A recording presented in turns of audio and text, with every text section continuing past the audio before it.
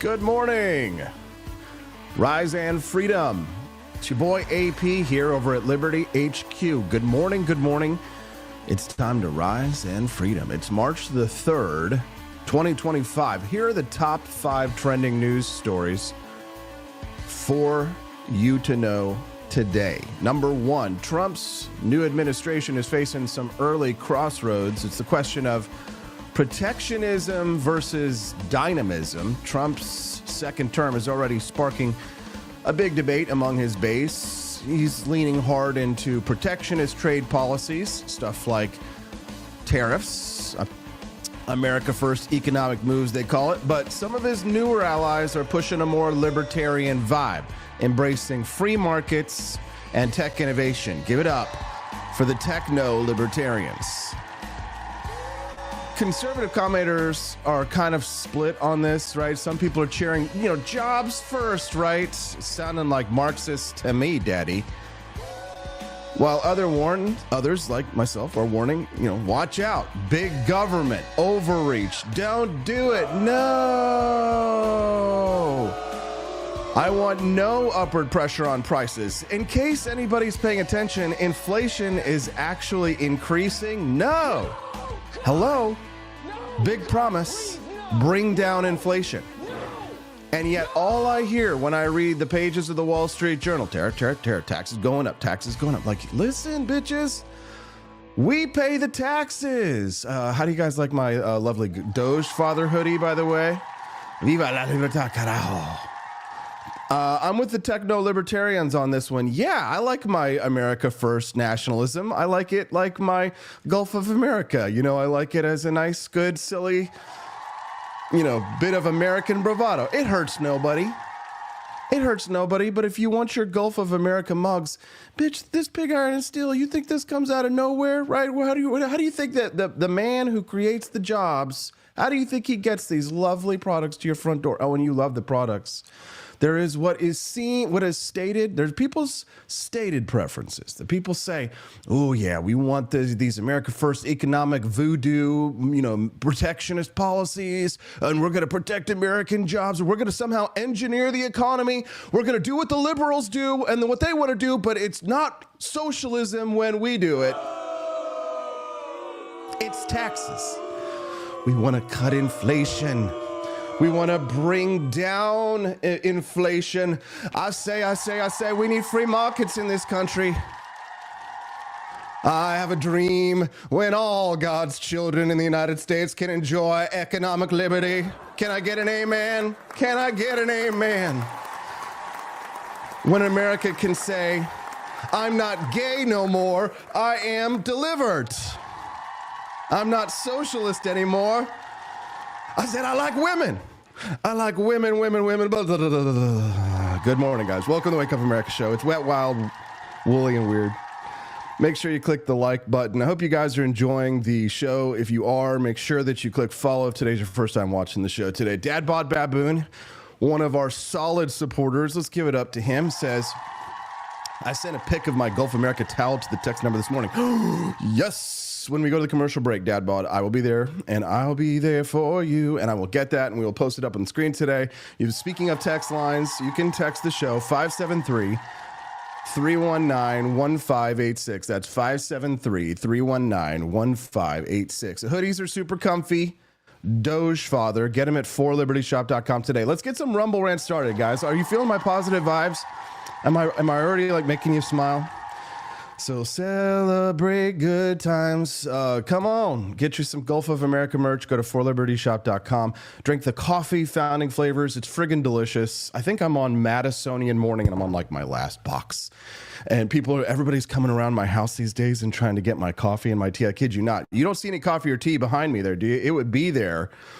But for not, people are they're auctioning my coffee and tea off for more than I sell it in the shop. So get it where I sell it at the shop for the lowest price it's anywhere, because it's nowhere else.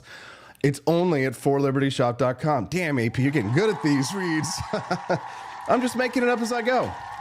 I'm getting old, right, and long in the tooth, so I'm more professional these days. I know how to run a show. I make it look easy. Some people, they don't make it look easy.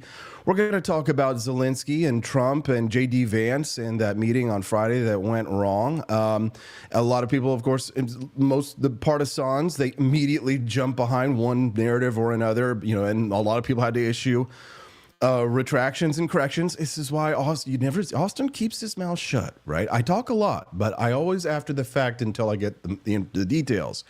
Do I make mistakes sometimes? Have I jumped ahead of a story before all the details came out? Yes, I think, I've definitely pulled that off. I think almost everybody has. Think Charlie Kirk with Covington Catholic and, the MAGA kids and the Native American guy, right? It happens to the best of us, but it's always better to just wait and see and understand the context. I have the full 46 minutes. That meeting is more than just the blow up. So if you watch the full context, then you'll get a better idea. We're going to talk about the conflict today, and we're going to talk about what it means. But mostly I'd like to focus on, and I'd like to talk about this with John Miltimore. When it comes to relations between Europe and the United States, they've never been lower. But I don't think Europe understands just how much we don't give a shit about their opinions.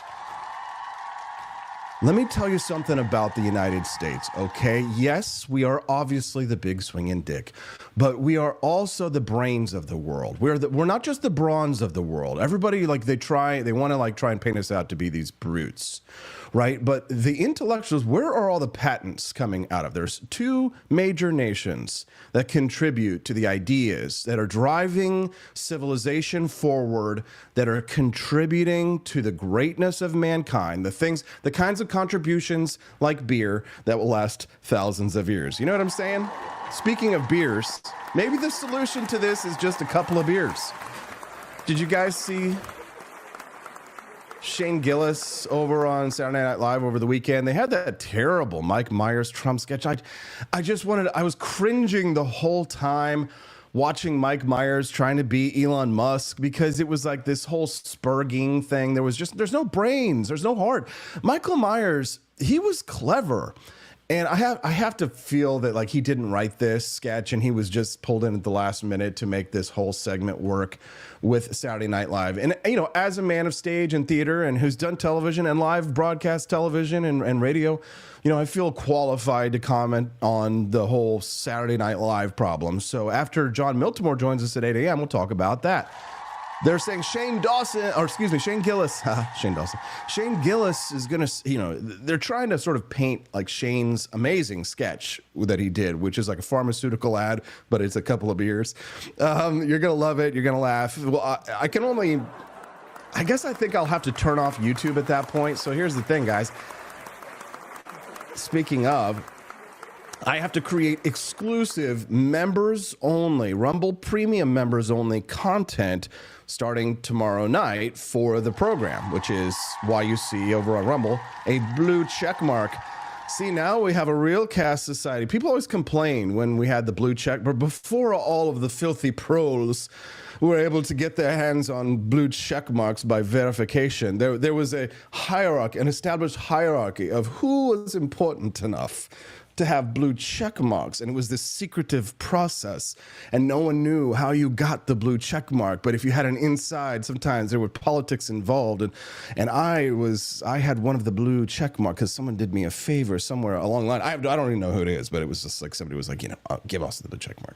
It's like, oh, okay, and then everybody came on board, and it was going to be this flat, non-meritocratic, honestly not meritocratic in some ways, right? So it's like, if you just show an ID and take a picture, is that really merit? And give me $30, you can have your blue check mark now.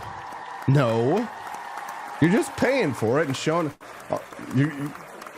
Remember the white nationalists were mad because some Israeli company was the one that they were using, Twitter was using to verify everybody's identity, where you give them your government identification and it's like, the Jews, no.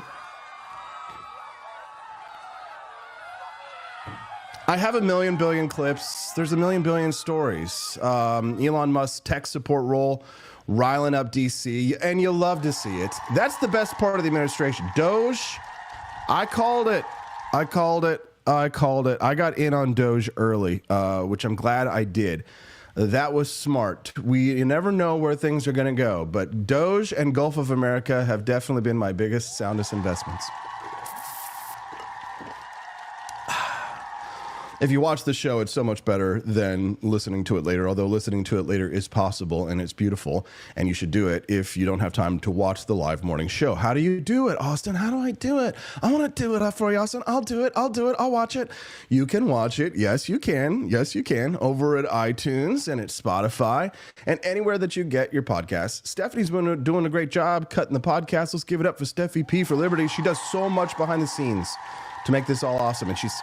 then she does her little guest appearance on Freedom Family Fridays, and I'm sure we all appreciate that. But if you love Steffi, you get more of her because now we've got a new weekly show. Live show. Say it again. Tuesday nights, Freedom Arcade, the exclusive content at rumble.com, only at rumble.com/AP for Liberty, and only on Tuesday nights at 9 p.m. will you have the chance to not only hang out with me and Steffi on stream live as we play video games, but you will have the opportunity to actually play with us. So Tuesday nights are your night for fun. On the For Liberty Network, the Freedom Arcade starring me and Steffi P for Liberty, yes, and sometimes Baby Hazel. And our mascot, Rifle Mage McBoomstick.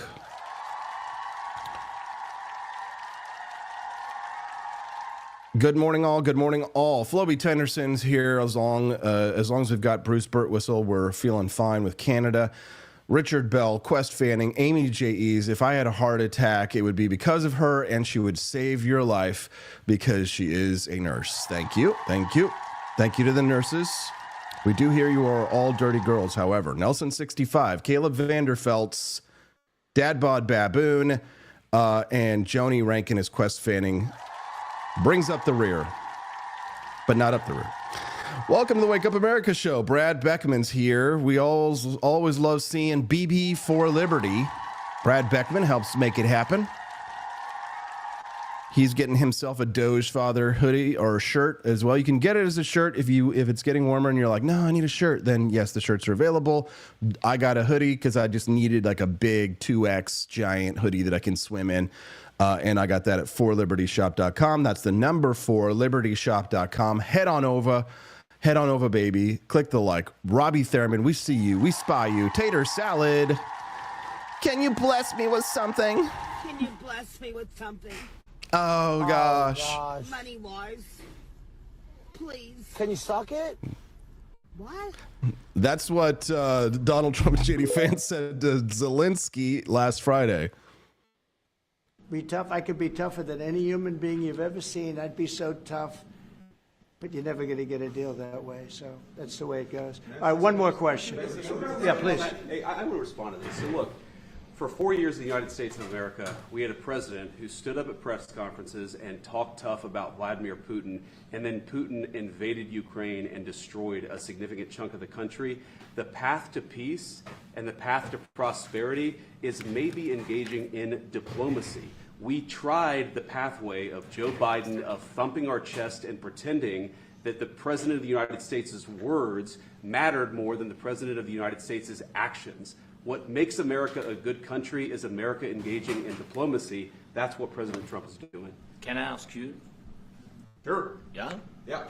Okay. Oh, this is where it goes wrong. He occupied our parts, big parts of Ukraine, parts of East and Crimea. So he occupied it on 2014.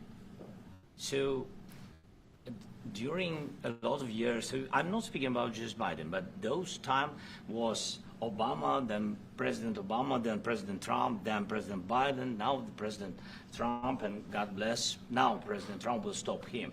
But during 2014, nobody stopped him. He just occupied and took. He killed people. You know what the contact 2015.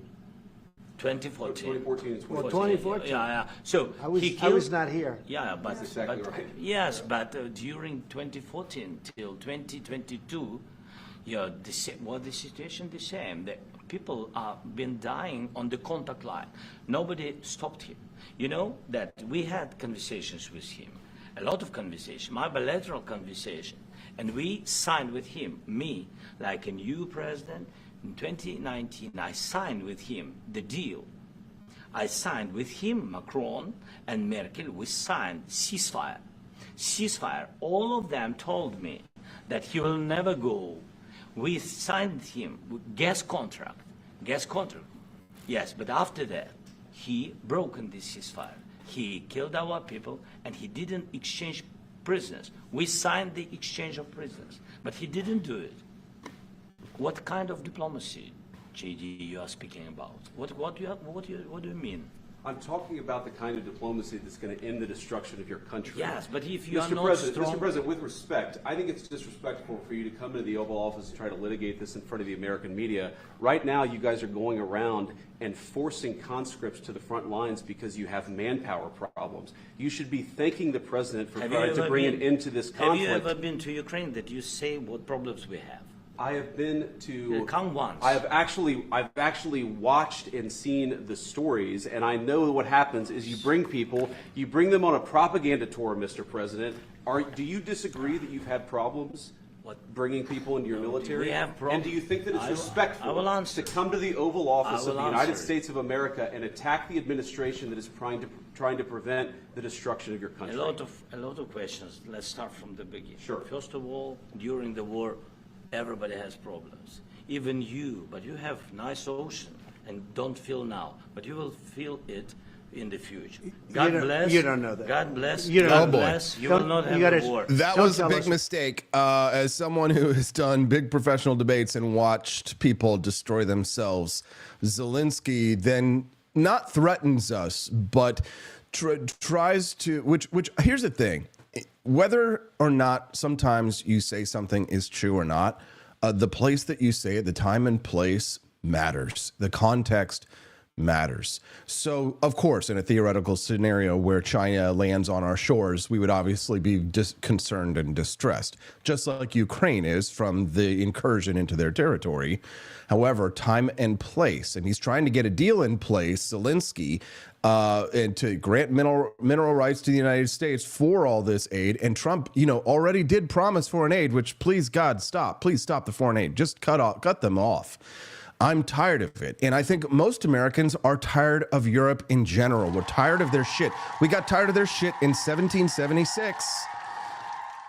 And we want nothing to do with them for the most part. Like, there's a lot of a lot of Americans who travel to Europe, who really love Europe? And are there a lot of right-wing people, especially populist people, who may be considered America First people do they fetishize Europe?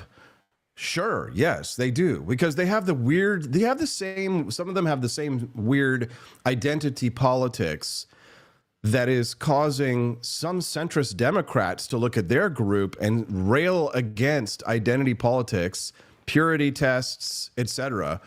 But it's like, if you're for America First, I mean, I don't want to say, the F word here when it comes to Europe, but it's like, Trump is right. He posted this on Truth Social. He's absolutely right. Talk about distractions, and I want to talk to you about the Tar Baby. Have you ever read the book or the story? Did your mother love you? If not, then you didn't know the story of the Tar Baby. If your mother, you're gonna be like, "How dare you say that?" I'm just joking, okay. But if your mother really, really loved you, extra special, nice, then she read you the story of the Tar Baby, as well as other fables from Aesop's collection. Not that the Tar Baby is an Aesop's fable; it's not, but it is a fable that has a moral lesson. Donald J. Trump posts this on Truth Social. We should spend less time worrying about Putin. Thank God, Mr. President. Yes, he is the least of our worries right now. He says, and more time worrying about migrant rape gangs, drug lords, murderers, people from mental institutions entering our country so that we don't end up like Europe. Amen. Brea Rabbit. Don't throw me in that briar patch, Brea Fox. It's a distraction. It's a distraction. The problem's domestic. America First doesn't mean some weird right-wing nationalist, hate Jews, hate, ISIL. It doesn't mean, Charles Lindbergh and Ford's, Chronicles of the Elders of Protocols of Zion. Oops, sorry about that in the newspaper. Didn't mean to post that. Back then, if you wrote something in the newspaper, it was like tweeting. You wrote in the newspaper, it's like, yeah, you got to, there's no deleting your tweets. I mean, not that there really is anyway, but the point of this rant is that America first means America first. It doesn't mean that we are fascinated with Europe. We're done with Europe. We're not, and I like what Steve Bannon said. I thought it was a good point when he talked about the United States being more of a Pacific power, which, of course, if you acknowledge, then you might have to admit, it's tough to be a libertarian and to praise the bombing of Hiroshima and Nagasaki, although done it. Oopsie. 2 bombs. But the domination of the Pacific was the continuation of American manifest destiny, and it has become our destiny to dominate the Pacific. What have we need between Maine and London, which is becoming like a new Hyderabad or Islamabad? I mean, if they were lucky at this point, London would be a Baghdad. It's sad. Why can't the English teach their children how to speak with a little bit of blooming luck? Trump just wants everybody to get along and make money together in peace. Exactly. Thank you. With a little bit of blooming luck. We're going to have John Miltimore at 8 a.m. today. It's going to be a great show. A really big show. If you like watching the Wake Up America show, you would love Freedom Arcade. It's a new show, Tuesday nights, if you are like me and you never sleep. Tuesday nights, right here at rumble.com/AP for Liberty, where you're watching me right now, all 139 of you beautiful, sexy, lovely people. I wish 139 of you clicked the like button. Do it! But Tuesday nights at 9 p.m. Central Time, right here, Freedom Arcade. It is a Rumble Premium, members only, exclusive, nowhere else, not on YouTube, not on X, nowhere. Only on Rumble, rumble.com/AP for Liberty. That's my Rumble channel. So if you are a Rumble Premium member, you'll be able to watch the show no problem. If you are not a Rumble Premium member, then you will be prompted with a prompt to ask you to subscribe to Rumble Premium once you get to our show. In order for us to benefit from you doing that, you have to do it while the show is live. I do not have a coupon code at this time, but I will ask for a promo code, special one for you, because I know they have them for the big guys. So AP is going to go twist some elbows, and I'll try and get you one. But otherwise, just come to the show Tuesday nights, meet us there. And if you're not subscribed to Rumble Premium yet, then you'll be prompted with a button that will ask you to subscribe. Stephanie and I will get credited for that as part of our new Rumble Creator Program. It's why we have the blue check mark. It's given us a little bit of a different chance to earn money, and we're going to see how it goes. And we're going to start giving you guys some fresh content that's something we don't normally do. So if you want to hang out with on Tuesday nights, please come do so. If you're Rumble Premium subscribed, then it's no problem. You've already got it, and just come and join us. So, British comedian did a great song. We're all for right now. Yes, we are. Yeah, it's really bad. Europe is in bad shape. I'm reading the Wall Street Journal this morning. It says Europe aims to forge peace plan for Ukraine. Nice of them to get their ass together. Hey guys, welcome to the party. I love that the fact that Trump is maneuvering around them so quickly that they lost their footing there for a minute, but they had dealt with Trump before. So many of them, they sort of know how to operate with him, but he's such a loose cannon that they can't really nail him down. So at this point, Europe, it seems, Trump is trying to get their shit together for getting this done. Europe aims to forge peace plan for Ukraine. God bless you guys. Sort your shit out. Okay, over here, from sea to shining sea, it's not a utopia. We've got our, certain areas in Detroit and places, even in St. Louis, sad to say. Sorry, St. Louis, my St. Louis fans, but you know what's over there in East St. Louis. Crime. Yeah, it's dangerous. Don't go there, white boy. And get you a little snack. Welcome to the Wake Up America show. I'm Austin Peterson, and if you like this show, you will click the like button, damn it. You will click it right now. Right now. Do it! Sensei says, do it! I am a Japanese karate sensei. I teach classes on Wednesday nights. Learn how to kick some ass. Learn how to get your ass kicked. Honestly, that's what fighting's really all about. The fighting is about learning how to get your ass beat so hard, but that no matter what, the other guy got it worse than you. That's all it is, but you're going to get it bad. It's not fun. It's not funny. Don't fight people. But if you're concerned about your safety, or you just want to get in good shape, join me on Wednesday nights. The JC Parks and Rec has a karate program, and I got roped into becoming the sensei, which I say roped in, but I was really glad to be asked. And I've been teaching American karate here now for a few months. I teach a kids class and then an adults class right after. You think about one karate workout, but two back-to-back, man. Daddy Sensei is trying to get in shape these days. So join me Wednesday nights. If you're ever in central Missouri for some reason, which I know people love to just drive out to the middle of nowhere and go to Jefferson City, Missouri, and go to a sweaty karate class on Wednesday nights. You know what I'm saying? I'm sure you guys love it.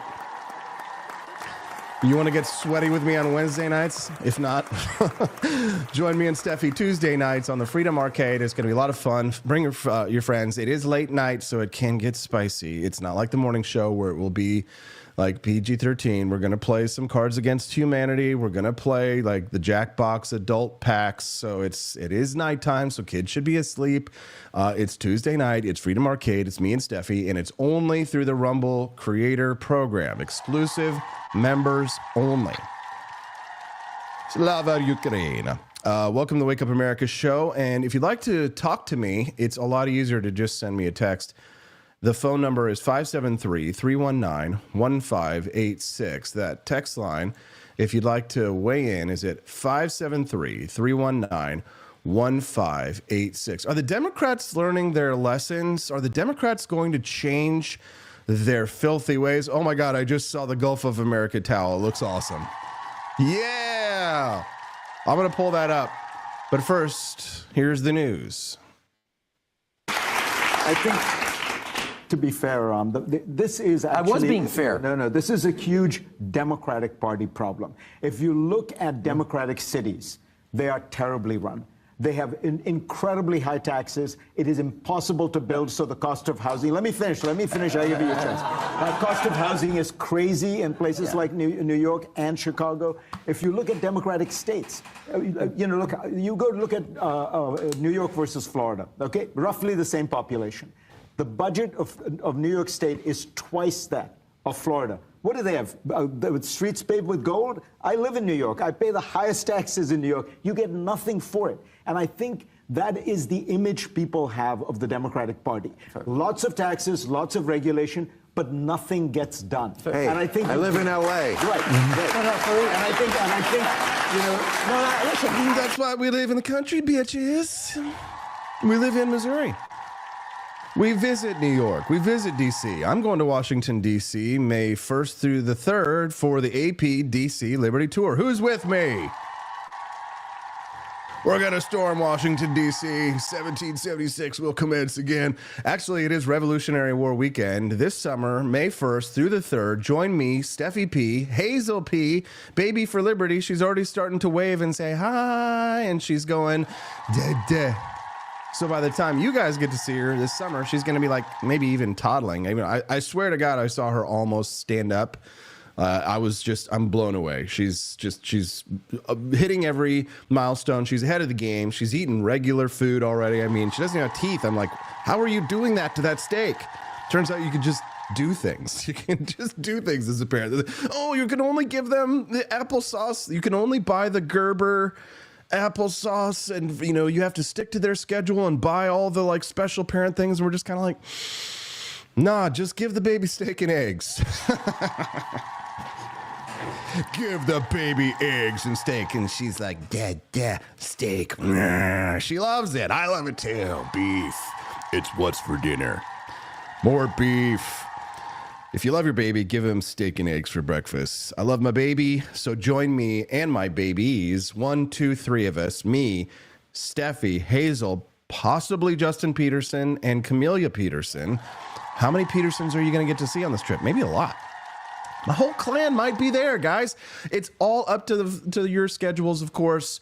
And if you want to come join us, then you still have time to get tickets. And I'm telling you now, it's going to be a crowd. It's going to be fun. It's going to be freedom fighters. It's the trip of a lifetime. I got people here who are local who are bringing it up to me here in Jefferson City. They're like, we might be going with you on that tour. Also, I'm like, girl, you better get your tickets going.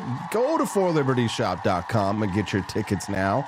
It's Revolutionary War weekend at Mount Vernon. We're going to see reenactments. They're rebuilding George Washington's battle tent that he used in the American War of the Revolution. Join me, Stephanie Hazel, forlibertyshop.com. Do it, do it, do it. It's going to be awesome.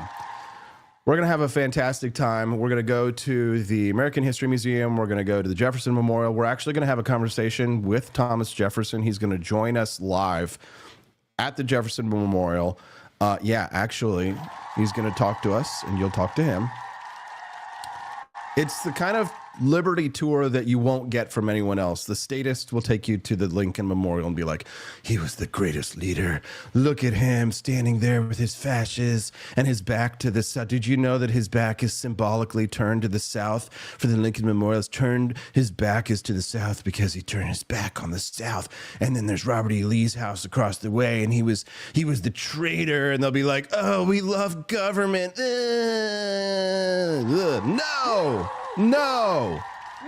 No, it's the Liberty Tour. So we go to the Jefferson Memorial, go to the American History Museum. We're going to try and meet my congressman, Bob Onder, if he has time. It always depends on their votes. But we are going to get a tour of the Capitol. Oh, my God, Becky, look at her Capitol. Go to forlibertyshop.com. Read all the details. Read all the details before you buy a ticket, guys.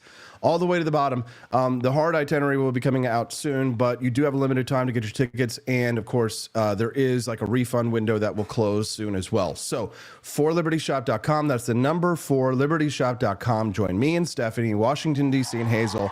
Frank and Beans is going to be there. Quest Fanning's going to be there. It's going to be a great time. So go to forlibertyshop.com and get your tickets. Speaking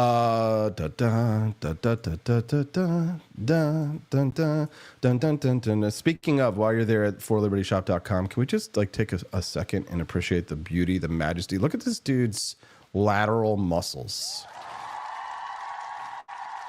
Look at this man, this beautiful man, and his beautiful Gulf of America towel. When he goes to the beach this summer, every woman, every gay man will turn to check out what are the tattoos and that man's giant muscles. And I would never do anything to offend him. So I will compliment, even if I be the biggest lib turd, I will compliment him on his Gulf of America beach towel. You can get this Gulf of America beach towel again at, see that, forlibertyshop.com in the top right-hand corner. Forlibertyshop.com is the only place in the world to get that because I came up with that design. So way to go, me. Is that you, Dad Bod Baboon? Jesus, you are built like a baboon, man. Freaking muscles all over the place. Text the show at 573-319-1586. That's 573-319-1586. That's the text line. And when you send us text lines, you can send us texts at any time, night or day.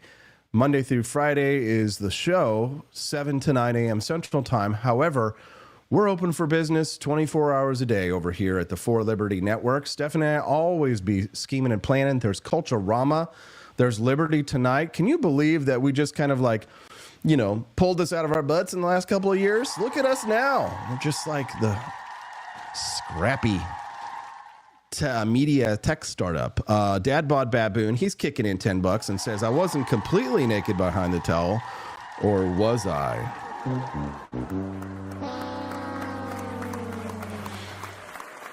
How many licks does it take to get to the center? Things that libertarians should know. Things that libertarians should know today. 5 things that you need to know. Anyone needs to know today. Zelensky, Trump spat heats up, divides conservatives. We're going to talk about that with John Miltimore. President Volodymyr Zelensky's latest dig at Trump, calling him out for not delivering enough support, has pretty much lit a big fire on our Trumpers' asses. Trump is kind of hinting at Zelensky's ungrateful attitude that, it might dry up U.S. aid, but he hasn't said that exactly. Conservative hawks are mad. They're saying we can't abandon an ally. Libertarian-leaning folks are cheering, like, please get the hell out. We're ready to cut foreign spending and focus on home. Can I get an amen? Can I get an amen? This is a classic split in my audience's worldview. You guys, right? In the memes, like the one with Trump as like a Bollywood hero, and he's like, Trump Gaza #1, right?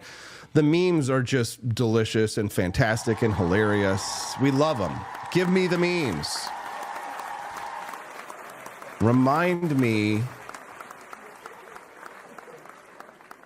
to pay the sales tax, to file the sales tax return. Thank you. Daylight savings time returns. Libertarians cry foul. Foul. Boo. Daylight savings time kicks in. Yes, I know. Shut up. Conservatives are annoyed at the disruption and, the fact that government's telling us what to do with our clocks. Okay, now, everyone, you get on this time. And it's like, screw you. I know what time it is, right? What time is it? Is it daylight savings or is it not the daylight savings? Trending chatter suggests a bipartisan push to ditch it might actually gain traction this year. Could 2025 be the last spring forward? I want to hear what you have to say about this one. So drop your comments. Drop it like it's hot. Drop it like it's hot. Drop a like on the stream. Drop it like it's hot. Drop it like it's hot. Drop a follow at rumble.com/AP4Liberty. Drop it like it's hot. Drop it like it's hot. And join Mighty Megatron, Wildman, Quest Fanning, Dadbod Baboon, Amy, J.E.'s The Lovely over at rumble.com/AP4Liberty. Now do it. Why are you watching us on other platforms? Because you're streaming it over there, Austin. I know, but it's only for advertising purposes. Get your ass over here. Rumble.com/AP4Liberty. If you're watching me on that huge social network that owns every bit of information on you in the world, just know that they hate us. We're demonetized over there. You can't do super chats. You can do Rumble rants, but you got to be on Rumble, baby. Rumble #1. Rumble loves us. Rumble treats us well. Rumble doesn't suppress us. Rumble doesn't censor me. Rumble, listen, how controversial am I, right? Kind of controversial, I guess. I went into a Senate hearing a few weeks ago to testify about why taxation is theft, and even the Republicans were scared of me. He's gonna say taxation is theft. Did I say that taxation is theft? No, come on. Of course I did. This is why you pay me the big bucks. This is why you donate $17.76 a month at wakeupamericashow.com/support, isn't it? Isn't that why you're a member of the Peterson's Patriot program? Aren't you a monthly subscriber? I know you love the 20% discount, right? You get to go to forlibertyshop.com and get a 20% discount on the AP for Liberty tour, right? But you also get to get on the Peterson family Christmas card list, and you get to support all this amazing content we're creating, guys. You're building the next libertarian media outlet, and frankly, I'm thrilled. Because so many of you are Peterson's Patriots. So many of you are $17.76 a month subscribers to the For Liberty Network. And it's because of you guys that it's happening, right? It doesn't pay all the bills, but it keeps us at a certain budgetary level to where we know, okay, we've got enough to work with here to continue to grow, to invest, to buy, like I had to buy a $150 capture card so I could make the next, video stream work and all this stuff. So thank you for all of the monthly contributors. I got to give shout outs. Camellia from the beginning, John Combest, Andy Opperman, Quest Fanning, so many $17.76 a month subscribers. And that's a lot of money, and I appreciate it. I just want you guys to know that I'm very grateful. Even the $5 a month subscribers, we get some of those too. And it's just the Peterson's Patriots. They're a very special group. We're glad to have all of our friends, though, even if you don't subscribe. And maybe I hope that one day we earn your subscribe here and that you join us at Rumble, join the revolution, and create an alternative economy so that we don't have the rug pulled out from underneath us for saying very controversial things. Why do we have the freedom of speech? The freedom of speech is not so that we can talk about sports or talk about, our favorite Stephen King book that we read, or what is our favorite color, purple, blue, or the weather. It's so that we can talk about very controversial things, the things that really matter, right? Some people say... We need to go back to the time when we didn't discuss politics or religion at dinner and things like that. We need to go back to those times. And I'm like, I just think that the silence is deafening, and that it becomes, silence is a symbol of a totalitarian regime. Silence about important topics and issues is a sign of fear of the reprisals that come from someone simply speaking their free mind. Now, are there abhorrent views and beliefs and things that can rightly be chastised? As communism, of course, right? But again, just know that the tools of the totalitarian are things like silence, and we say boo to that. Now, my brother has called me a gadfly. That's a nice way of saying shit stirrer, but I do love to talk about things that are important. And thank God I have my own show. I was always destined to be here behind the mic talking to you. I do have many thoughts about things. Am I a genius? Absolutely not. Do I try and figure out the world through a method which I think is honest, and which I can try and share my beliefs and views with the world in a manner that, educates, entertains, informs, and excites, and also is relevant to your daily life? Yes, I try and accomplish that. I don't accomplish it every day, or not every piece of content does, but are we trending in the right direction over here on the For Liberty Network? Let us know. Frankenbeans did. He said, AP, you're the best. Donated $10. You rock. And I think I saw someone else donated $10 as well. Dad Bod Baboon donated as well. Guys, thank you very much. Those Rumble rants, they really help. They add up. Little bits here and there. Please do drop a Rumble rant here on the show. Open up your wallet and your hearts and support the For Liberty Network. You're supporting not only a great business that's spreading the ideas that we care about, but you're also supporting a small American family that is growing and is full of beautiful redheaded girls. So if you like to support the redheaded female factory, redheaded libertarian girl factory, we've got one over here. So send in your Rumble rants. I know I'm not a beautiful redheaded libertarian female, but I tend to attract them. So go to forlibertyshop.com. If a Rumble rant isn't your thing, buy yourself some Gulf of America merch and support the Wake Up America show.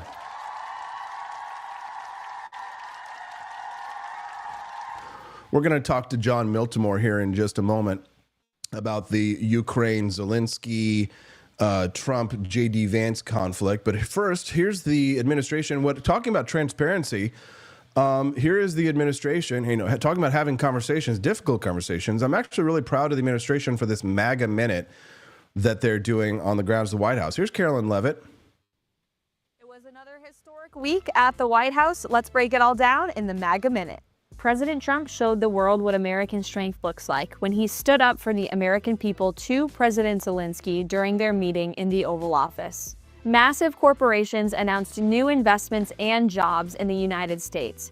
Following President Trump's 10% tariff on China, Apple announced it will spend more than $500 billion and hire 20,000 American workers over the next 4 years. Pharmaceutical company Eli Lilly announced an investment of $27 billion to build 4 new manufacturing plants in the United States. On the border, the administration has officially deported more than 50,000 illegal immigrants from our country, a 627% increase in monthly arrests under Joe Biden. Mexico also extradited 29 vicious and violent cartel criminals to the United States to face their long-awaited justice. And the president signed an executive order to make the prices of medical services more transparent, unlocking huge healthcare savings opportunities for you, the American people.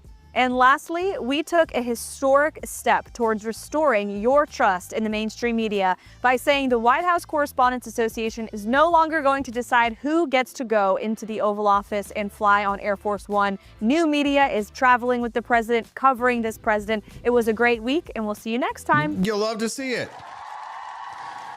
I see some libertarians who are like, this is an abridgment of the freedom of press. It'll let them have this. No, it's like you don't give the keys to the kingdom to the mean girls society. You give them to the social media weirdos because they're going to cover the administration in the weird way that we all want to see, right? Will they do it more honestly than most of the mainstream media? Yeah. Will they do it as dishonestly as the mainstream media? Yeah, because, this is reality. Social media stars can be full of shit just as much as the legacy media. We all know it. Amy J.E. says, all the leftists on social media apologizing to the world for Trump is so gross. Amen. Shut up. You don't speak for us. Donald Trump commented about the Zelensky meeting on CNBC afterwards. Oh, shoot. Austin. Don't hit the wrong button there. There we go. We had a meeting today, as you know, with President Zelensky, and I would say it didn't work out exactly great. From his standpoint, I think he very much overplayed his hand. We're looking for peace. We're not looking for somebody that's going to sign up a strong power and then not make peace because they feel emboldened, and that's what I saw happening. I'm looking for peace. We're not looking to go into a 10-year war and play games. We want peace. And it was just my impression that if we do that, if we sign up, he's looking for something that I'm not looking for. He's looking to go on and fight. We're looking to end the death. 2,000 people died this week. Soldiers, more than that, but 2,000 approximately people died this week. Young Ukrainians and Russians. And somebody would say, why do you care about Ukraine and Russian soldiers? I care about them. I care about everybody. And we're not doing that. Now, if we don't do anything, he's going to have to make peace, but he's dealing with a very weak set of cards. If we sign, he's dealing with a very strong set of cards, and then he doesn't want to make peace. So that's where we are. It's very simple. I'm not looking to get into anything protracted. I want immediate peace. President Putin is going to want to make, and he wants to end it. And you saw what I saw today. This is a man that wants to get us signed up and keep fighting, and we're not doing that. Not for this country. I love it. Love it. Would you have ever seen that from Joe Biden? First of all, Joe Biden he wouldn't have had to come to the White House. They would have just kept shoveling cash over there. There would have had to been no accountability. The money would have just continued to flow to the coffers and back into the back in the pockets of American politicians who are probably allegedly money laundering. You know what I'm saying? Quest Fanning says a great sound effect would be Kevin from Home Alone going, "Shut up." Yes, that would be a really good one. Thank you for that, Kevin. Thank you, Kevin. No, we appreciate you, Quest, for the suggestion. With 162 people watching over at rumble.com, I think that it would behoove me to remind you that blue check mark over next to my name here on Rumble denotes my status as an official member of the Rumble Creator Program. Which means, citizen, that we got a new show on Tuesday nights. It's Freedom Arcade. What do you think I was going to say? Join us right here at rumble.com/AP4Liberty for the new show. Me and Steffi, the Freedom Arcade. It's going to be a great show, really good show, a big show, a fun show, an adult show, more adultish. So join us Tuesday nights. Rumble.com/AP4Liberty for the Freedom Arcade. And of course, check out many of our other fine shows on the network. Culturama, Liberty Tonight. They're Tuesdays and Thursdays. We're Tuesday nights as well. It's Tuesday, Thursday. If you want to hang out with me, AP, Daniela, Brian Piotr, and the King of all Libertarians, it's the 4 Liberty Network. That's us. We're the new kids in town. And you can get this incredible hoodie that I know you're thinking of, wondering, where can I get that beautiful hoodie? That Doge Father hoodie of Elon Musk with the famous chainsaw reading Viva la Libertad Carajo is available exclusively at 4libertyshop.com. We have an entire merch collection for Doge, the Department of Government Efficiency. That is Doge, Elon Musk Doge. He is the Doge Father. So get our tees and hoodies and associated Doge Father merch at 4libertyshop.com. That's the number 4libertyshop.com. 1981 Luke, my best friend from college, is joining us in the chat. What up, Luke? He's going to play in the Freedom Arcade. Hell yes, he is. A couple of us old timers, we were OG gamers back when Counter-Strike was being played originally for the first time ever. And we would play D-Dust, Terrorists Win. In like the year 2000, 2001, we were playing Counter-Strike. Half-Life 2, Valve, Steam. There's going to be a lot of memories to share, a lot of fun to be had, and you get to play too on the Freedom Arcade on Tuesday nights. It's not just, oh, ho, hum, here's Austin and Steffi, and oh, yeah, they're cute, and oh, they're playing video games and talking about whatever, but I mean, am I really that interested? No, you have to participate because we're going to all play games together. Audience participation in this one, which means that a lot can go wrong, but a lot could go right, and that's the fun of streaming and having a podcast and live streaming business. That's what the For Liberty Network is. That's what we're all about. What up, what up? We're going to speak to John Miltimore from the American Institute of Economic Research about the situation unfolding in Europe. He's got to say, I want to make peace. He doesn't have to stand there and say about Putin this, Putin that, and all negative things. He's got to say, I want to make peace. I don't want to fight a war any longer. His people are dying. He doesn't have the cards, just so you understand it, okay? He's got to... There it is. He's got to want to make peace. He doesn't have the cards. What are you playing with? What's underneath your hand? Show me your cards. I've got a royal flush. We'll be right back. John Miltimore, the Wake Up America show. That's on the For Liberty Network.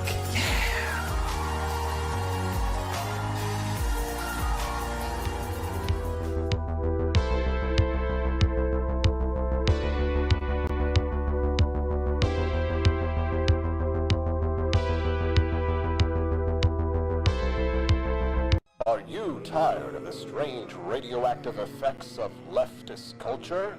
Do you ever wonder what happened to good old-fashioned American values? Well, fear no more, because there's a new force fighting back against the cultural rot of today. Introducing Culturama, a right-of-center talk show that's taking back the future today. Hosted by none other than blonde bombshell herself, Daniela Pensack. She's not just talking, she's taking culture back.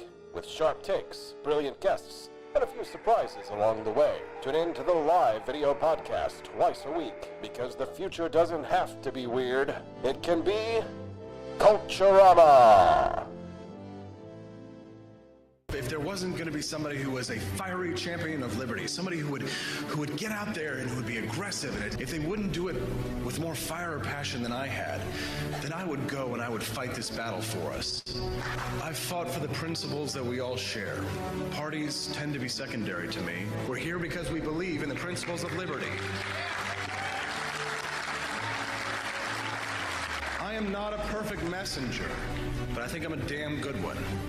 This is a replica of our first president's flintlock pistol. You have my full support, my respect, and my gun.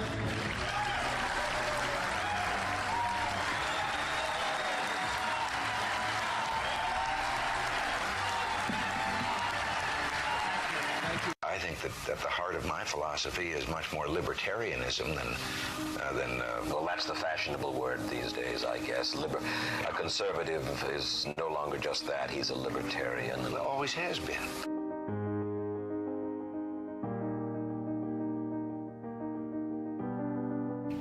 Yet any time you and I question the schemes of the do-gooders, we're denounced as being against their humanitarian goals. They say we're always against things, we're never for anything.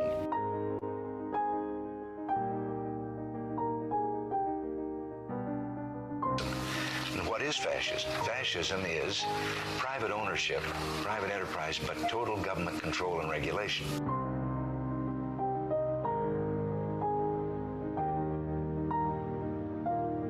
Well, the trouble with our liberal friends is not that they're ignorant. It's just that they know so much that isn't so.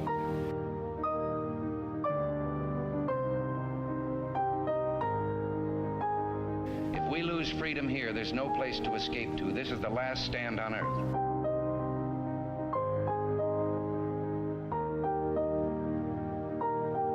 This is the issue of this election. Whether we believe in our capacity for self-government or whether we abandon the American Revolution and confess that a little intellectual elite in a far distant capital can plan our lives for us better than we can plan them ourselves.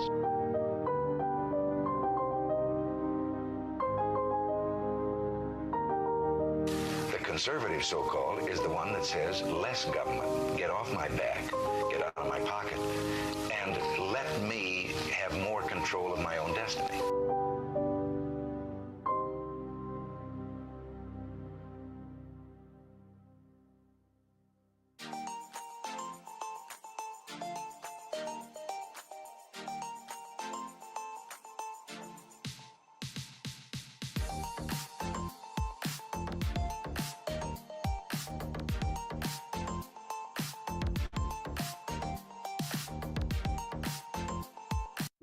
Do you hate the deep state?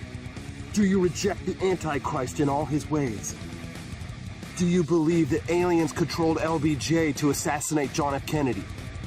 Did you know that the shot can put chemicals in you that will make you more sensitive to 5G? Do you love America? Do you want more freedom? Do you like smoking hot red-headed libertarians? Then the AP for Liberty shop is for you! Check out all the awesome new merch and have a happy new year! Fight the deep state, reject the Antichrist. Visit AP for Liberty shop and get your patriotic merchandise now, or the deep state wins.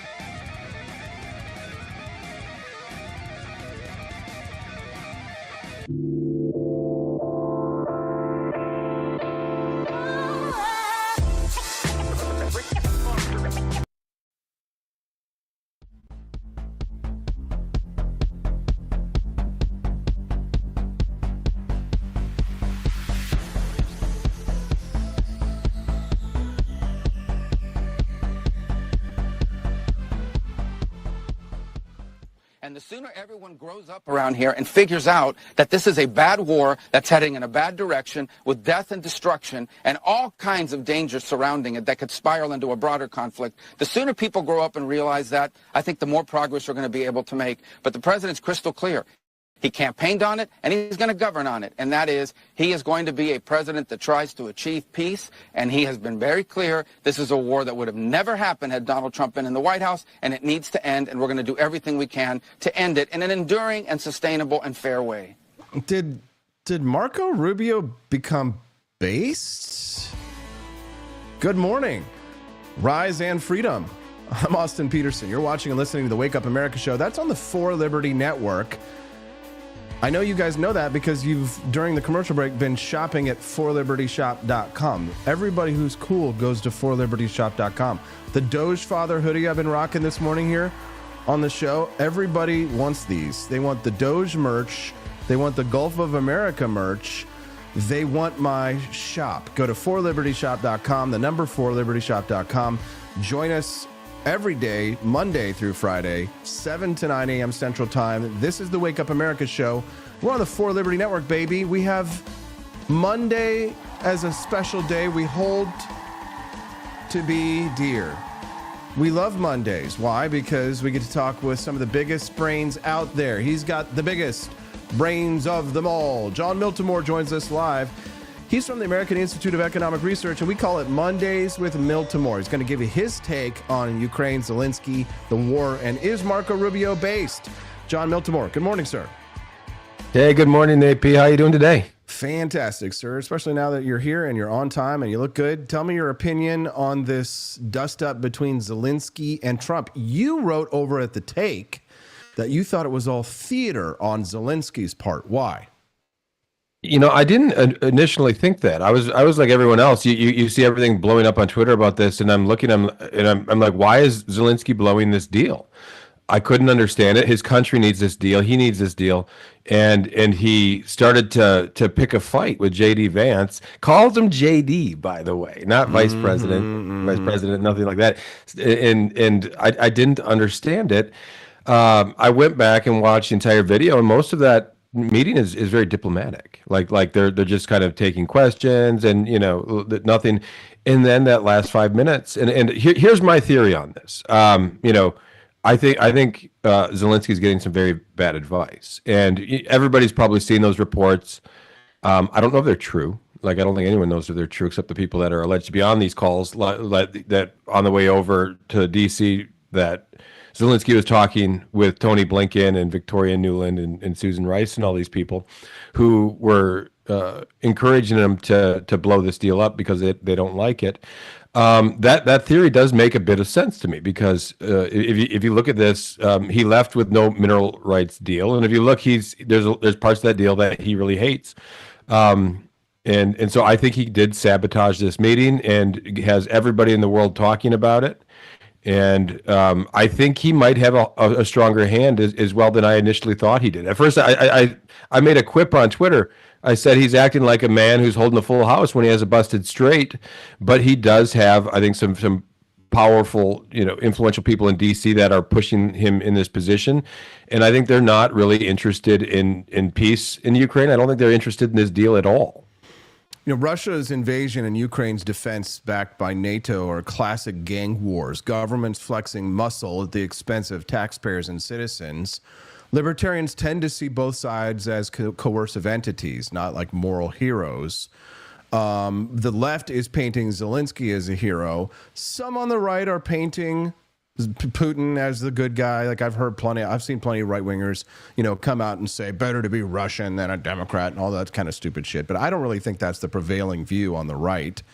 But non-interventionism is the default, right? The U.S. isn't directly threatened, so why meddle? Sending billions in aid, over $100 billion since 2022. This drains American wallets for a European border spat. I mean, I think we should prioritize staying out if it's not our fight.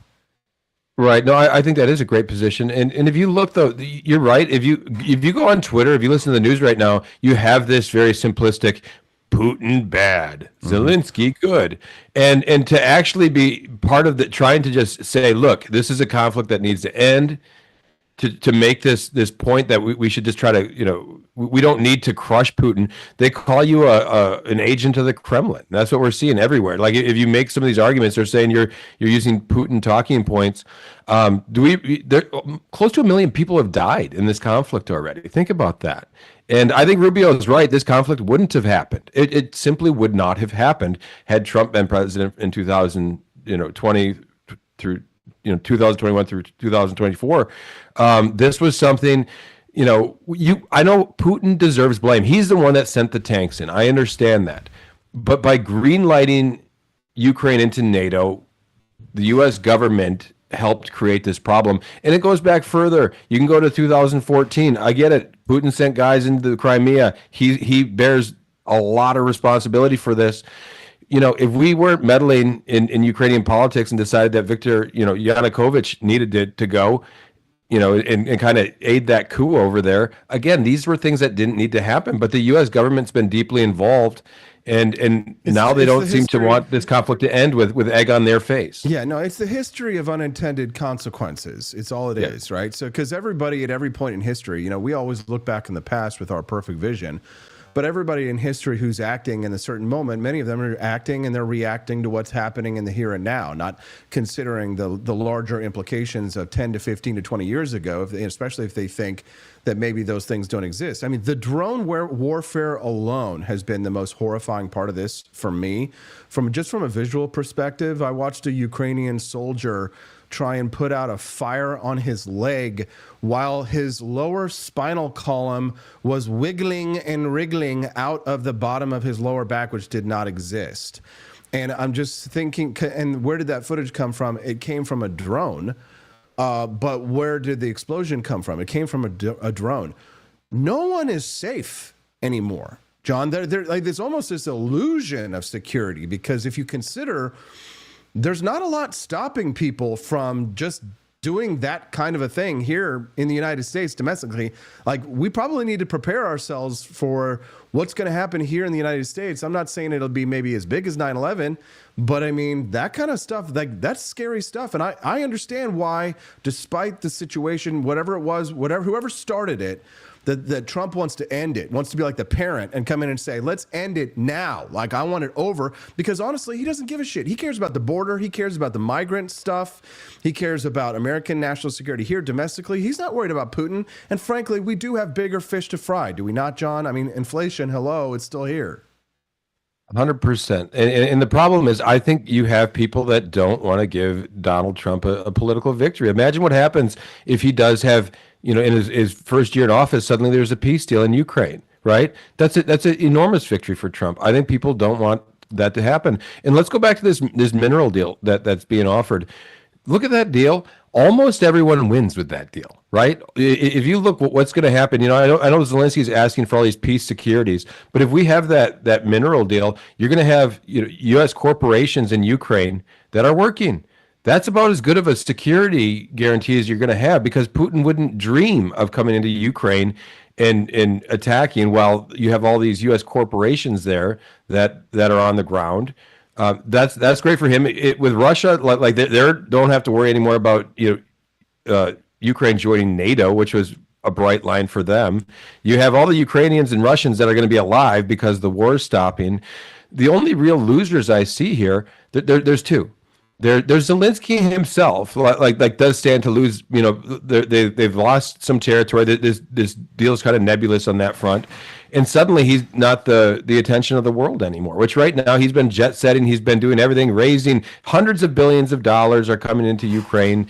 Magazine covers. All of that ends if suddenly there's peace in Ukraine. And the other people that don't win here is the U.S. security state, right? Like they're the ones that have been really the most interested in this fight, and they're going to end it on terms they don't like. They don't want to give an inch to Putin. Now, I don't like Putin owning ground either. I don't like him being able to send in tanks and reclaim lands in this method. But guess what? That's the best we have right now, because Russia's not going anywhere. And if we sit here and try to press Russia, say, nope, we have no deal until you give all this land back, we'll be talking about this 10 years from now.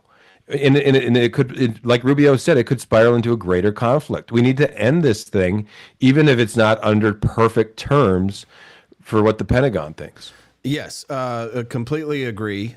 Ukraine is not a libertarian paradise, right? No. They have cut taxes and regs during the war. They had like a 2% income tax in 2022, but it's still corrupt. It's ranked 104th on Transparency International's 2023 Corruption Index. So it's not some romantic freedom beacon, which is kind of reminds me of Team America World Police when the Film Actor Guild guy went to Iraq. He's like, I've been to Iraq, and it's like puppy gumdrops and rainbows and unicorns flying out of people's butts, right? It's You're like right. It's exactly Sean like Penn. that. Was it Sean Penn? Yeah. Him or Matt? No, Matt Damon just went, Matt Damon. Yes, exactly. Matt Damon. What a great movie. Still relevant. So good. Still relevant. It still holds up. Russia's aggression violates the NAP. Clearly, if you're a NAP libertarian, I think unprovoked force against individuals and their property, we can condemn this. We can condemn it without cheering for U.S. boots on the ground, right? You don't have to be a neocon to condemn Putin and Russia's actions as an authoritarian dictator, right? It's just not. It's apples to oranges.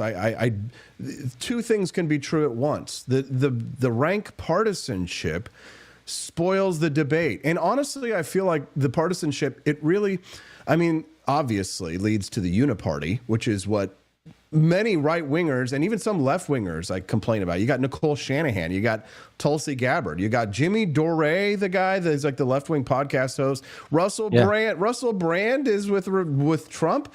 This is the weirdest coalition that the Republican Party has ever seen. It's not your grandpa's Republican Party. It's not Dwight Eisenhower's Republican Party. It's not Richard Nixon's party. It's Donald Trump's party, and he's this weird Nixonian without being for opening trade with China. So he's anti-Nixon in that sense, but his crazy bastard foreign policy, very Nixonian. And I think in some ways really benefits the United States. He's not the wizard on foreign policy, and I don't think he claims to be, even though he does have foreign interests in terms of like business interests. He's done business overseas, but so has any billionaire. I feel like Trump, we're also watching him operate at the top of his game. He's got a lifetime career of dealing with dirty bastards his whole life. And I think he understands that Putin and Zelensky are both dirty bastards, and he really doesn't want to have anything to do with them. In some ways, Trump does have an isolationist mindset, not entirely, but from the perspective of his America First perspective, very much mirrors mine. We need to worry about the problems we have here domestically in the United States. That's very libertarian. Wouldn't you agree, John? It is, and Trump is embracing the real politic. It's the left that has adopted, and again they've brought in all the neocons, the Liz Cheneys and the David Frums, the Bill Kristols, and they've adopted this foreign policy. It's a binary, good guys versus bad guys, which is the opposite of real politic, which is what Trump is doing. Which is what he is embracing. And I think your point, just to go back to Team America, is 100%. I get it. Russia, Putin's an authoritarian. We've known that for decades. But if you look at Ukraine, it isn't some, democratic paradise. And whenever I point this out, people are like, oh, you're a stooge for the Kremlin. But the reality is Zelensky has not had an election since 2018, 2019. He said, nope, we're not going to do elections. He's shutting down, media. He's arresting journalists. He's closed churches, and this is what when him and Vance, really had that showdown, because it started when Zelensky started, criticizing Putin, and rightly, because Putin he broke the ceasefire. He's reneged on some of these deals, and Vance pushed back and said, look, okay. Look at some of the policies you've had. You're conscripting soldiers, right? And Zelensky says, "Have you been to Ukraine?" Which is like, "Don't look here." Vance is right. If you look, they've been pressing Ukrainians to fight. We've seen the videos where they're dragging people away, making them serve. This is not some sort of democratic utopia. You're conscripting soldiers. You're using the heavy hand of government in every way imaginable to try to win this conflict. It's hurting Ukraine. And here, I'll close on this point. Zelensky's a very popular figure globally. I was talking with someone recently about this. They're like, oh, he's so popular. They love him. The media loves him. The monarchy loves him. You have state heads that are tweeting nice things. He is not a popular figure in Ukraine. And that's why he's not holding elections. Over there, they want this war to end. And Zelensky seems bound and determined to let it continue. And this is just going to end up with more dead Ukrainians, more dead Russians, and more hundreds of billions of dollars that we're spending to continue this fight. It's madness. John, I'm in love with Europe from hundreds of years ago, but I'm not in love with Europe really so much today. The concept of Europe, the ideas of Europe, maybe when was the last time you could really say you would look back on Europe and be like, wow, I'd really love to be in Europe? But the last 100 years has been nothing but war and decline.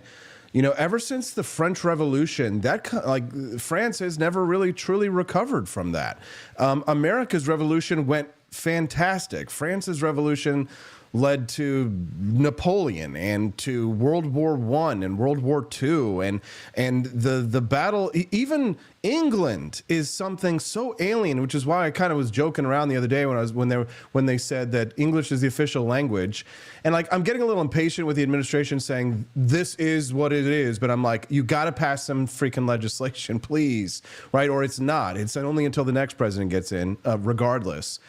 But I guess, bigger picture here, what the hell do we care about Europe at all? First of all, we stopped caring in 1776, officially, signed the declaration, we're done. But yes, we have to have relationships with them, but they screw their economies, their socialized medicine, they're destroying themselves. They can't afford a war and socialized medicine, John. And, their standards of living, people compare the United States to Europe, I'm like, you're out of your goddamn mind. Germany is poorer than Mississippi, our poorest state. America, the beautiful, for spacious skies, amber waves of grain. Life's good here. We don't need to worry about Europe. Stay the hell out of Europe. I love the history. I love Shakespeare, and thanks for the English language, but we speak American, motherfuckers. This is America. We speak American.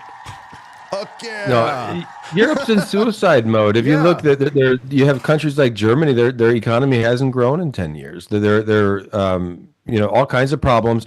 And what are they doing over there? While these problems are happening, they're saying you can't insult us. And maybe you saw that 60 Minutes episode a couple of weeks ago where the politicians were on there and they're laughing like, we'll take your phone if you insult us.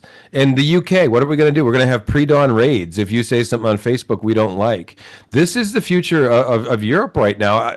They're trying to do this, despite I think America is actually resisting this, but Europe is moving toward 1984. It's a softer version because they're not quite, they can't quite adopt some of the methods at the full scale. They can't afford it. They can't afford it, and they also, when they do they're setting an example for others, right? They're not going to put every person that tweets something bad in jail, but they're saying, nope, we have the power to do it. And if you call a lawmaker an idiot, you can be dragged before a tribunal, like before a court, and say, no, you got to pay this fine. You might spend 30 days in jail. I'm not taking any of my cues from Europe. They're off the rails right now. Amen, John Miltimore. This is why we've got our stop with the booze. That's why we have got our Monday with Miltimore segment locked in every Monday, 8 a.m. Central Time. John Miltimore, not baby cry. Applause. No.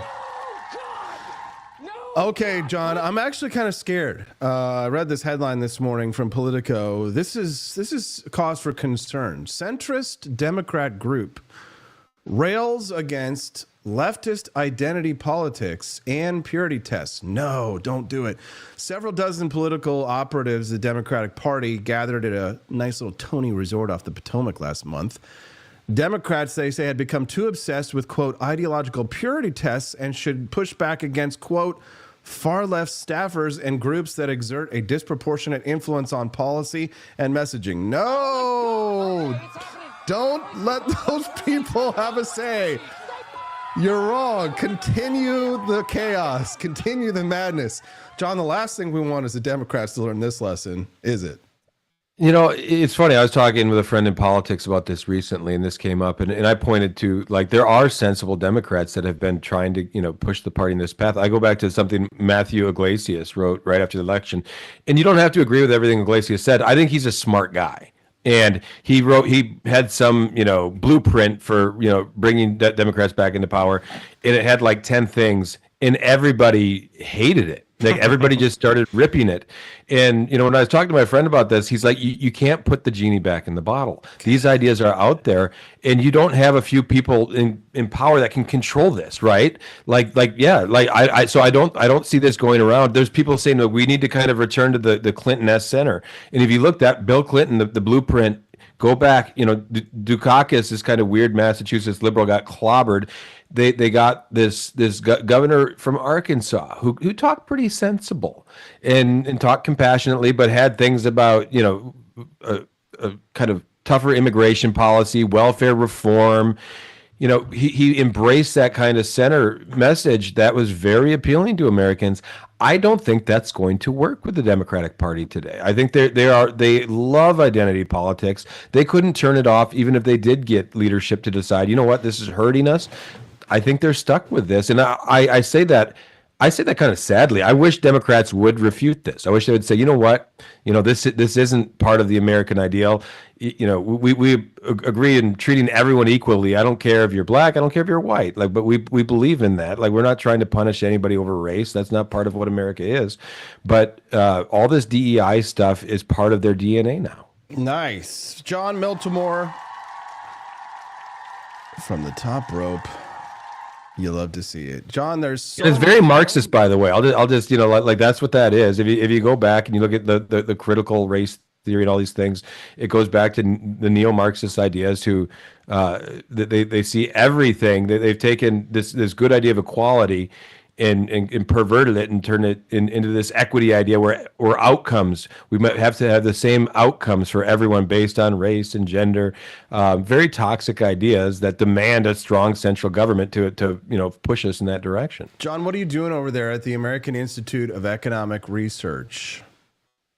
We got all kinds of stuff. I got 5 years later after COVID. I think I got a piece either today or tomorrow coming out on that front. Let's talk about that for a minute. 5 years ago is when all this stuff happened, and to me, I find that extremely hard to believe. but 5 years ago was when we watched everybody's life get turned upside down.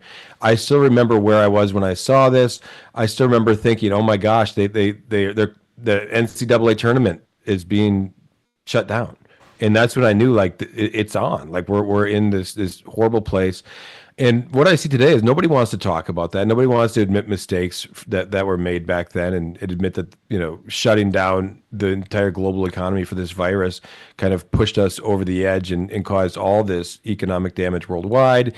Didn't save. You have some people that still try to say, oh, it saved 1 million or 5 million lives. It did all, as if these lockdowns actually worked when people could still go to liquor stores. They could, like, it was just a disaster of a time. And I'm trying to think, did we learn anything from that time? I'm not sure we did. What did we learn from running a blog called The Take over on Substack? What can we learn? And what would we learn if we were only to click the subscribe button, just a little subscribe over at The Take over on your Substack? What will people learn if they do that? Well, basically, you'll see my rants of trying to make sense out of a world that's kind of off the rails. I write there a lot on film, on politics, and all that stuff. A lot of the stuff that I'm writing for AIER or the Examiner, you'll find on there too. But check it out. I publish there about 5-6 times a week. Great, John Miltimore, you join us every Monday. You are our Galahad. If I'm King Arthur, then who's the one that sleeps with his wife and runs off with his? Is it? That's Lancelot. I'll be Lancelot. Hey, Lancelot. I won't do that, but I'll be Lancelot. Or we'll just say Galahad, so you don't have to sleep with Steffi. All right, John. Hey, Galahad was good too. Have a good one. Hey, have a great week, AP. We'll talk to you later, man. Follow his Substack, The Take. That's John Miltimore, Mondays with Miltimore. Give him a round of applause. Really, there's two viable paths here. One is that this war continues on as it has for over 3 years. More and more Ukrainians will lose their lives. More and more of the country of Ukraine will be decimated and destroyed in this, what will continue to be essentially a war of attrition. And to what end? To what outcome? President Trump sees this reality. So the alternative to this, which he is so intent on, which he talked about continuously throughout his campaign, that the American people voted for, is his commitment to ending this war and bringing about peace. That requires bringing interested parties to the table to conduct these negotiations. Of course, both sides are going to have their arguments and their interests that they are fighting for. This is the reality of how these negotiations always occur during times of war. Neither side is going to be happy, very likely, with the outcome, but ultimately it needs to lead to peace. And that's what President Trump is so committed to, because he recognizes that the longer this goes on, not only are more Ukrainians losing their lives, but it increases the potential of this escalation towards World War III that he warned against as he sat there with Zelensky, saying that he's gambling with World War III, and that's not a cost that President Trump is willing to accept. Nice. Wrong button. The lovely Tulsi Gabbard, Director of National Intelligence. We love to see it. We love to see all of the people who are joining us live over at rumble.com/AP4Liberty. Welcome to the world. Click the like button if you haven't already. If today's your first time watching the Wake Up America show, do it. You can click the follow button as well. We'd be glad to have you be a regular guest. The Oscars were last night. Saturday Night Live as well took on the weekend politics news cycle and decided to do a piece about Elon Musk, Zelensky, and Donald Trump. It wasn't funny. I won't play it because then I'll have to turn off YouTube, but I will have to turn off YouTube, X, and all of the other social networks feeds when I do play the actual one relevant, funny sketch that Saturday Night Live had over the weekend. If you missed it, Shane Gillis's Couplabeers is coming up. Feeling bad? Then have just a couple of beers. We'll talk about that, and we'll have some good jokes, and we'll end the show today that way, but you will not be able to watch that over on YouTube, only at rumble.com/AP4Liberty. So if you want to watch the full show, make sure that you make your way, mosey on over here to us at rumble.com/AP for Liberty. And if you do, then you'll be able to watch the end of the show today. You'll be able to watch that exclusive juice, the good stuff, because I got to turn it off for all of the other networks. Only at rumble.com/AP for Liberty will you be able to finish the show today in its entirety. There will just be a weird green covering over the screen. So join us, leave your field to flower. Join us, leave your cheese to sour. Join us, come and waste an hour or two. Doodly-doo. One speech stood out from the Oscars last night. That was a speech that was surprisingly pro-natalist from Kieran Culkin. Take a listen.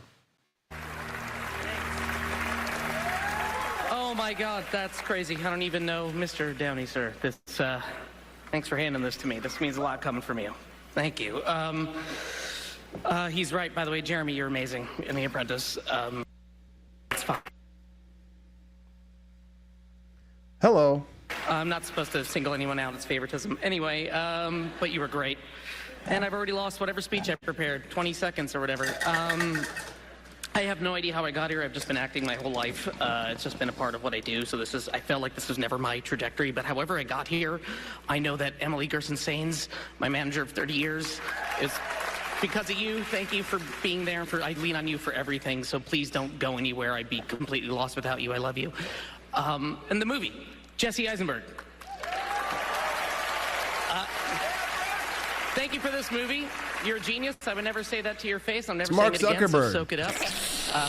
Thank you for this movie. Thank you, Searchlight, Topic Studios, M. Dave and Alley at Fruit Tree. I'm going to speed this up because I don't want Lithgow to get disappointed and give it a look. You look fine right now. I should thank my mom and Steve for trying to raise me. You're really good people. You gave it your best shot. I love you, Mom. I love you, Jazz. This is, I have to thank my wife, Jazz, for absolutely everything, for giving me my favorite people in the world. Please don't play the music, because I want to tell a really quick story about Jazz.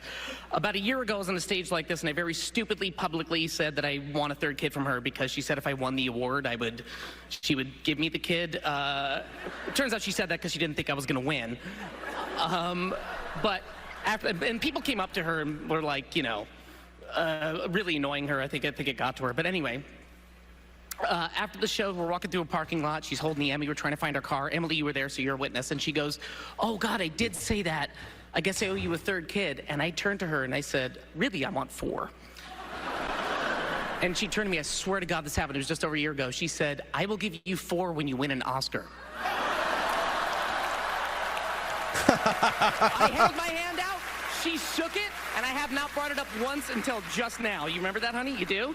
Okay. Then I just have this to say to you, Jazz. Love of my life, ye of little faith. No pressure. I love you. I'm really sorry I did this again. And let's get cracking on those kids. What do you say? Hey! Yeah, babies.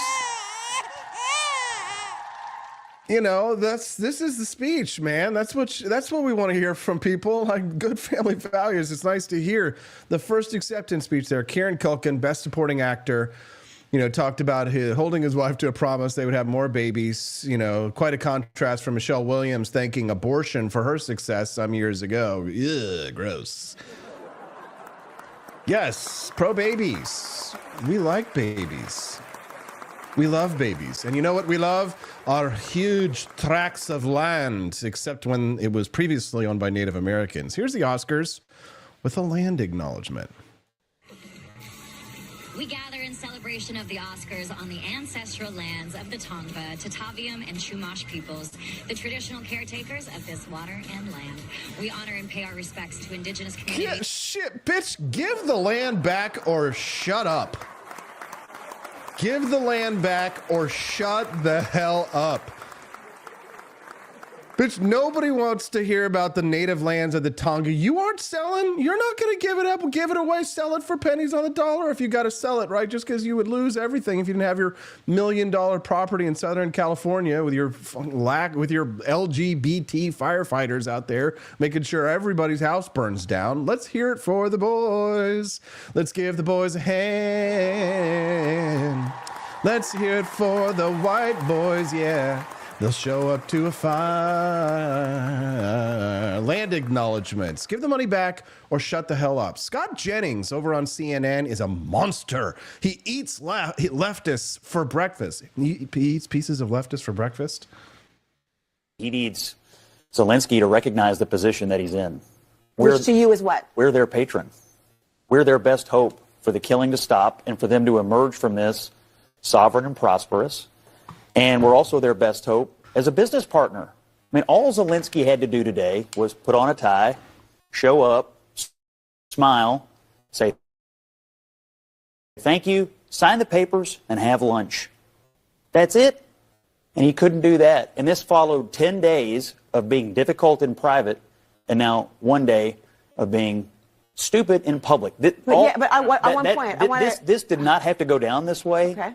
And however you feel about why it started, why it's going on, who's right and who's wrong, we can help them in this and come out okay on the other side, and he's making it hard. Now, pause for just a moment. Now, you remember the story last week, Washington Post opinion editorials will be about free markets and personal liberties.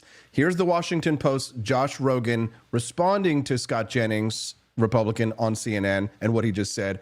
This is the Washington Post. Was he antagonized or baited into this, or was he just not appreciative of what Scott's saying as being the beneficiary of the United States? Well, I can't believe I'm about to say this, but I actually agree with Scott. And everything that he said was basically right. Wow. I know. I'm going to get killed on social media for admitting that, but so... Lead global security analyst at the Washington Post Intelligence.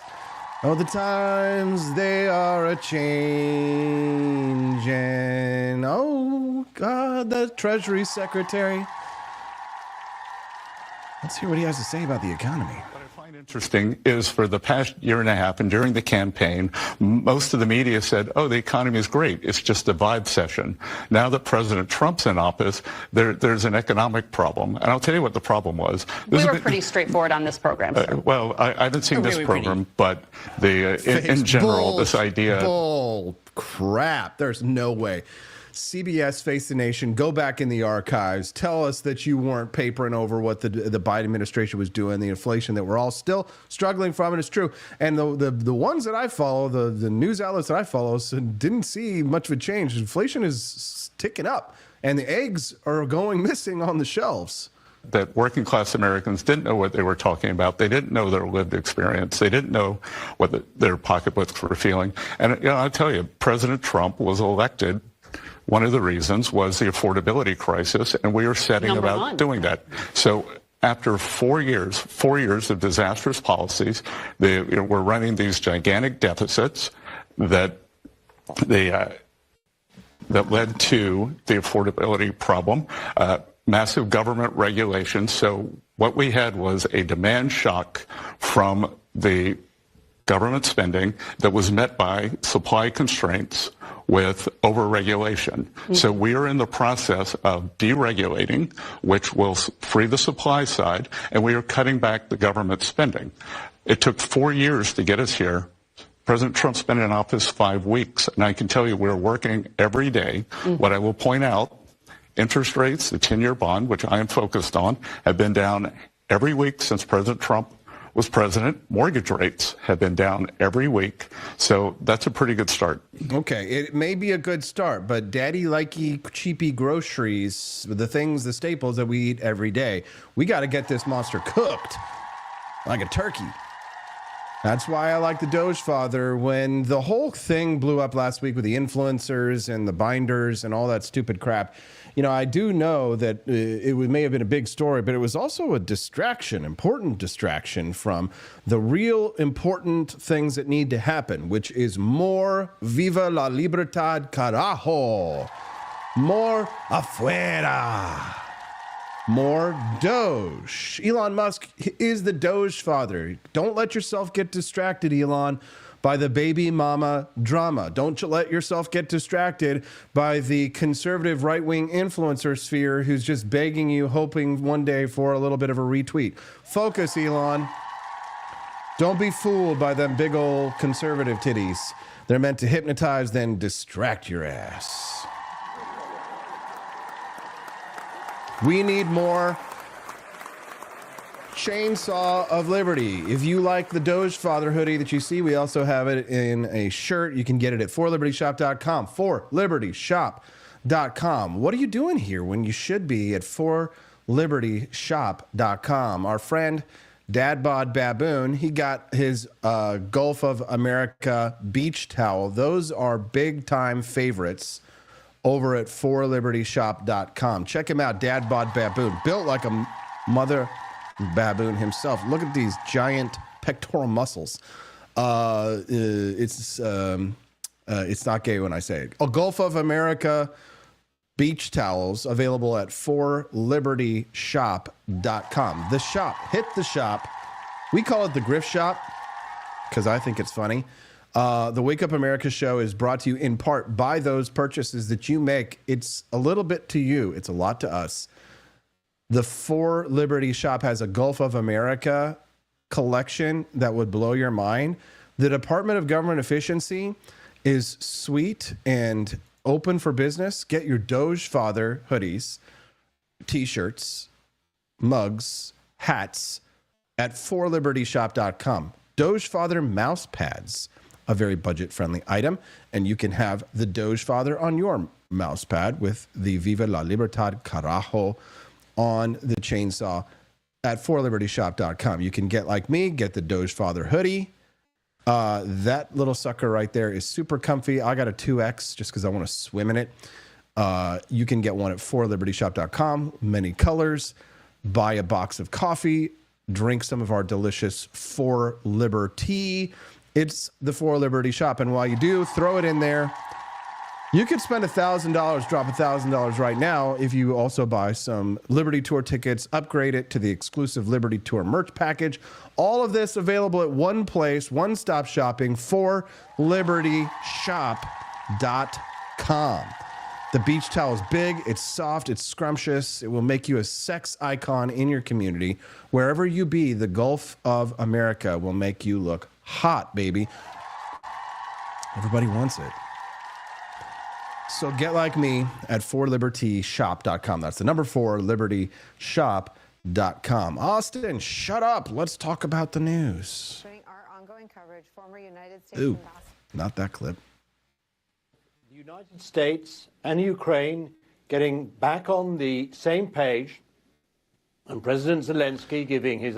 Try this boring-ass topic. Hold on, coming over. 2 seconds. Here we go.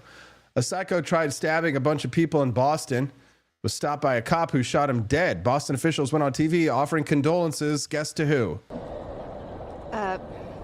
My condolences and all of our thoughts are with the family of the individual whose life has been lost. Our thoughts and prayers are with the family and friends of the individual who's been lost. So our condolences go to the individual who was killed tonight. Excuse me? What did you say? Bitches be tripping. That's the mayor of Boston. Psychopath tried stabbing a bunch of people. He was stopped by a cop who shot him dead. Okay, open and shut. Boston officials go on TV offering their condolences to the attacker. Excuse me?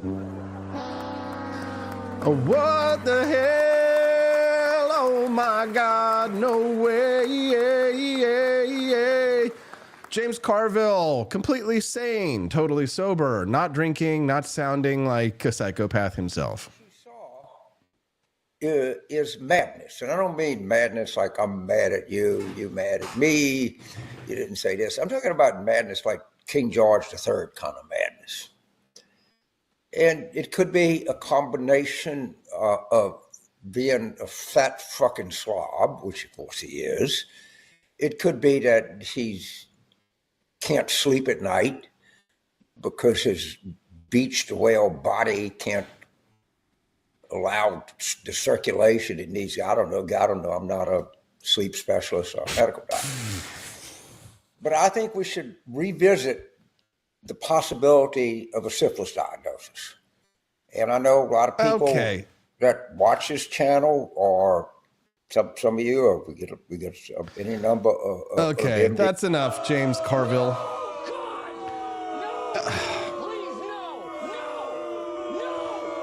Yeah. Sometimes I wake up in the mornings and I go and I read my feed, my social media feed, the news and stuff like that. And it's just one long string of total crap. Just doom, doom, doom. The worst possible scenario. Everything bad is happening. I hate, hate and bitterness and acrimony and death. And they're saying, oh, Austin, well, it's because of what you like and you follow. And to an extent that can be true, but also there's a lot of algorithmic psychological shuffle. There's a lot of psyops going on. There's a lot of things that come into the feed that have no business being there. And we all know this because we were all getting the Instagram death videos last week. That video that I was talking about earlier of the Ukrainian soldier who was trying to put out a fire in his leg while his spine was wiggling and wriggling out of his lower back, which didn't exist. That was all pushed into our, it was a whole, they had to apologize. Meta had a whole day. They had to apologize about all of the death and gore videos that were getting recommended to us in our reels. Psyop, psyop, psyop, doom, doom, doom. The world is terrible. The world is shit. Everything is bad. I'm sick of it. I'm ready for some beautiful things. I'm ready for some fun. Tragedy tomorrow, comedy tonight. Something familiar, something peculiar, something for everyone. A comedy tonight. Nothing with kings, nothing with crowns. Bring on the lovers, liars, and clowns. Something familiar, something peculiar, something for everyone. A comedy tonight. Shane Gillis served the comedy on the ever-fading, ever less relevant Saturday Night Live. This is a show that fired him for racially tinged jokes that he had made years ago, now begging him, please come back, Shane Gillis, and actually make us funny. No, not even Shane Gillis could save them, but this one segment, which I cannot play on any of the other channels, this one segment. So if you're like Dash over on YouTube, the stream is about to die. You won't be able to see it because of copyright questions. I will not be able to play this for anyone else, only for the people watching at rumble.com/AP for Liberty. Ron, if you weren't watching your Instagram feeds on a certain day, then you might have missed it. But it was a big story, too. The Wall Street Journal covered it. The big apology might have made for all the nastiness that they put in our timelines. It was a psyop. If you want to stay connected to the stream, and if you want to hang out with us for the rest of the show, another 15 minutes, then join us at rumble.com/AP for Liberty. This is your final warning to anyone watching us on any social platform. Locals is fine. You're fine over there on Locals, guys. What's up? What's up, my local lawyers? Getting local. If you're watching us anywhere but Rumble or Locals, then you won't be able to see the feed. So join us now. This is it. Say goodbye. Don't panic. Say goodbye to your precious feed, Skywalker. How do I lock it? Locals premium exclusive. Paying subscribers only. Wow, this is different. They changed this. I wasn't prepared for that. Quest Fanning. Funny thing happened to me on the way to the forum. Yes, good for you, brother. Latin class, exactly. But hold on one second. I have to do this live, and I apologize. Actually, I'll just go to a quick little break, guys. When we get back, we'll finish the show. Don't go away.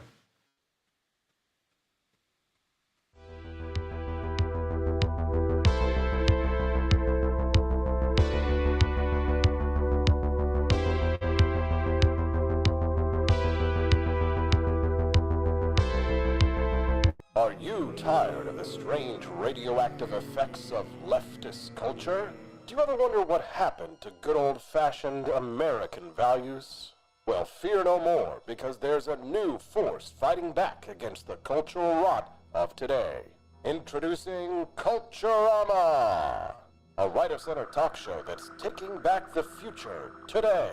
Hosted by none other than blonde bombshell herself, Daniela Pensack. She's not just talking, she's taking culture back. With sharp takes, brilliant guests,